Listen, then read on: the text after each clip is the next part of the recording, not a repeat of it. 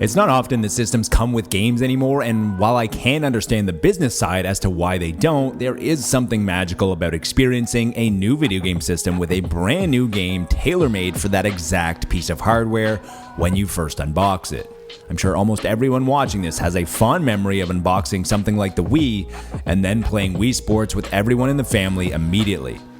Unfortunately, packing games quickly faded out of existence, but in 2020, Sony bucked the trend, releasing the PlayStation 5 with Astro's Playroom. The Team Asobi project took up about 11 gigabytes of space on the PS5 hard drive and about 4 hours of your time, but every megabyte and every second were packed with PlayStation nostalgia.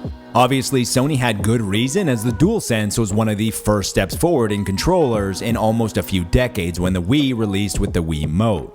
With Team Asobi bringing back Astro with the newly announced game Astro Bot on September 6, here are some of the ways that the sequel will have its work cut out for it.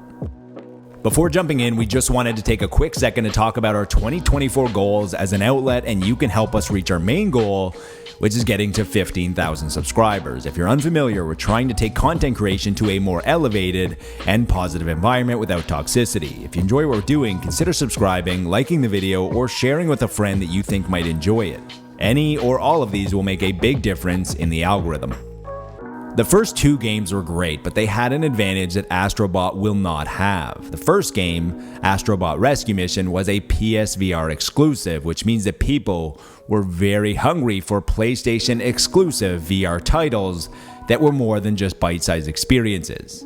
If you give someone a glass of water after being stuck at sea for days, without a doubt, it will be the best glass of water that they've ever tasted. As for Astro's Playroom, it was technically free, and it's really hard to be upset with a free game. People were also slightly euphoric after finally getting their hands on a very scarce PS5. This doesn't take anything away from these games, as they were critically acclaimed for a reason, but Astro Bot won't have the same leniency from the masses as the first two titles did, and I think it will need to earn its acclaim a little bit harder.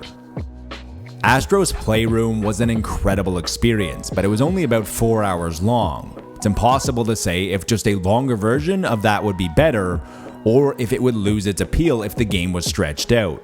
On the PlayStation blog, the studio director said it will include 6 galaxies and over 80 levels in search of your scattered crew. The first two games have set a standard for the franchise, with the first being at a budget price point and the second being technically free. Astro Bot has announced its price tag of 60 US or 80 Canadian, which is likely more than people were expecting. But considering how much fun was packed into Astro's Playroom, it will likely be more than worth it, but Team Asobi is going to have their work cut out trying to convince some gamers of this. The biggest reason that Astro's Playroom was included with the PS5 was because there was a new controller that Sony not only wanted to show off, but wanted to show you in detail why you needed to spend the money on a brand new system. Back in 2020, the DualSense was new, and people still loved it because it was fresh and unique. These days, most people turn off the DualSense features in every game. Now, this could be because the novelty of the controller wore off over the years, but it also could be because developers just didn't make it a priority like Team Asobi did.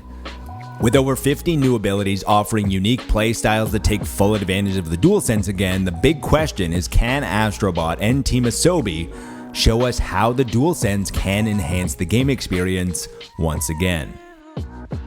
Obviously, the DualSense capabilities were a large part of the success of the enjoyment of Astro's Playroom, but we shouldn't ignore the nostalgia. Astro was able to tap into 4 generations of memories. Having seemingly drained the well for nostalgia, would Astro still have the same charm without it? Astro's Playroom mostly focused on exploring the PlayStation 5 while finding classic bits of hardware along the way. You could also encounter other Astro Bots acting out classic PlayStation software memories, but is there still more area for Team Asobi to explore PlayStation's heritage? What we know at the moment is that on each level, you need to find your scattered crew, which sounds like 5 bots to find per level, with 2 of them being PlayStation-themed surprises. In the trailer, we saw Astro Bot mini versions of Nathan Drake, Kratos, and many others, but how much more will they lean into nostalgia? Can it still surprise us like it did in Astro's Playroom? And will it still resonate? Early indications are very positive for the success of Astrobot. For starters, we can't wait for the game, but outside of that, according to IGN, during the Summer Game Fest period, the #1 wishlisted game out of everything that was shown was Astrobot. This bodes extremely well for the PlayStation 5 exclusive platformer, but only time will tell if this will translate to commercial success. Until next time, remember to be nice to your fellow gamer, but more importantly, be nice to your fellow human.